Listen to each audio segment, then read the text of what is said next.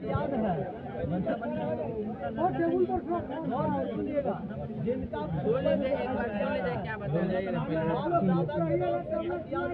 ठीक है, परेशानी उन्हीं को है जिनका बाप दादा, सभी लोग सुन लीजिएगा, शुरू से अंत तक हम बोलेंगे, बीच में डिस्टर्ब नहीं कीजिए। जिनके बाप दादा के नाम से खतियान है वो मर चुके हैं। जो जिंदा व्यक्ति है वो क्या करेंगे कि उनका खतियान तो एक ही रहेगा, उनका 5 बेटा है,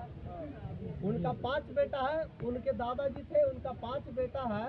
और 5 जीवित है, और खतियान उनके दादा उनके बाबूजी के नाम से है, वो मर चुके हैं, 5 बेटा जीवित है। तो इस स्थिति में सभी लोग अलग अलग खेत जोत रहे हैं,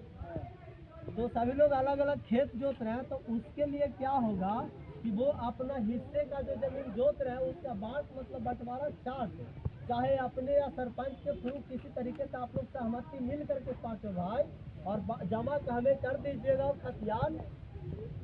तो एक ही लगेगा, चार्ट वहाँ पे अलग अलग है।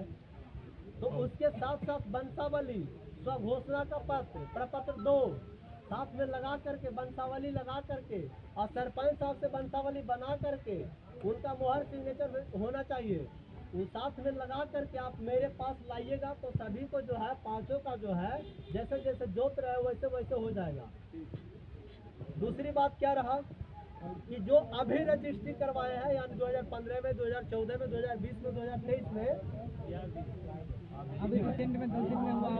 या करंट अभी चल रहा है, वो क्या करेंगे कि जैसे कि आप अगर ले लिए जमीन, उनका दादाजी डेथ कर गए, अभी प्रेजेंट टाइम में जो डेथ किए हैं उनका मृत्यु प्रमाण पत्र बन जाएगा। जो पहले का है वो कोर्ट से करवा के आएंगे, ठीक है, वो कोर्ट से क्या बोलता है, ये जो एफिडेविट करवा लेंगे एसडीओ साहब से कि यानी हमको पूर्वज मर चुके हैं, और उसका जो है मतलब तिथि बता दीजिएगा। पहले तो मृत्यु प्रमाण पत्र बनता नहीं था, आप लोग मृत्यु प्रमाण पत्र कहाँ से बनवाइएगा, तो ये एसडीओ साहब से वैलिडेशन करवा करके हम लोग को जमा कर दीजिएगा, उसके हिसाब से आप लोगों का काम होगा। और जो प्रेजेंट में रजिस्ट्री करवाया वो क्या करें कि अपना रजिस्ट्री और यानी जो केवाला जो रजिस्ट्री है और आपको जो खतियान है जिनसे आप जमीन लिए हैं वो हमें लगा कर दे दीजिएगा, तो फिर आपके नाम से नया प्लॉट बन जाएगा। 5 कट्ठा में 2 कट्ठा खरीद लिए हैं तो 2 कट्ठा आपका अलग प्लॉट बन जाएगा। जिनके नाम से खरीदे हैं मतलब उसमें हो जाएगा ना, उसमें अगर अभी जैसे म्यूटेशन हुआ, अरे बस आने देना, बाद में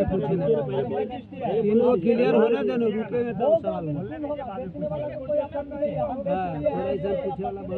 तो हम देंगे ना मेरा अपना खतियान, हम बेचिए दिए तो अपना खतियान देंगे, प्लस में रजिस्ट्री है वो लगा करके वो आपका नाम से नया प्लॉट बनेगा, ठीक है। आज तक वंशावली के बारे में सभी लोग समझ गए, सरपंच साहब से बना लेना है, अब कितना है जो कोर्ट से बनाना चाहते हैं, कितना पंचायत सचिव से बनाना चाहते हैं, जैसे भी हो मतलब बना करके हमें दे दीजिएगा वंशावली। जैसे कि एफिडेविट होता है वो चीज होता है वंशावली, नोटरी से नहीं, एसडीओ साहब से होना चाहिए, एसडीओ साहब का वैलिडेशन है, सरपंच साहब का वैलिडेशन है। नोटरी से कोई कार्य करेगा तो वेरीफाई तो करेंगे, वेरीफाई एसडीओ साहब से ज़्यादा बेटर रहेगा आपके लिए, क्योंकि उसमें सबका फोटो लगता है और उनको खुद जाकर ये करना पड़ता है, तो वो चीज़ ज़्यादा बेटर है, ठीक है ना। अगर ठीक है, ये चीज़ सभी को समझ में आ गया।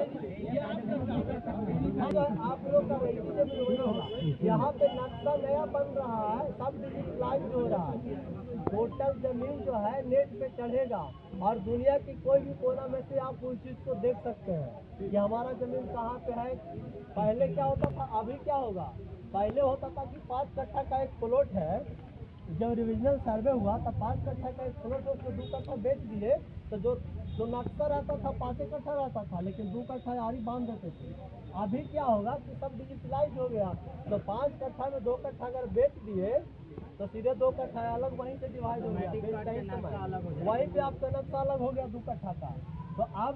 जो जमीनी विवाद है इससे विवाद भी कमेगा, लोग में डॉट नहीं रहेगा, जो होगा जो तुरंत होगा ऑन स्पॉट होगा, जो भी काम अगर ऑन स्पॉट होता है तो विवाद कम हो जाता है, इससे आप लोग को विवाद भी कमेगा। और जो विवादित जमीन है जो पहले से विवादित है कि मतलब उसका जमीन है वो लिख दिया, वो कह रहा हम नहीं बेचेंगे, मेरा हिस्सा बेच दिया है, बहुत है जो जिनका जमीन तो दूसरा बेच दिया। अब उनको भाई है, पांच भाई है, पांचों का हिस्सा अलग अलग नहीं किया, बराबर बराबर। आए भाई जमीन ये ज्यादा बेच करके वो कहीं दूसरे जगह बेचारा कमाने चल गया, तब तक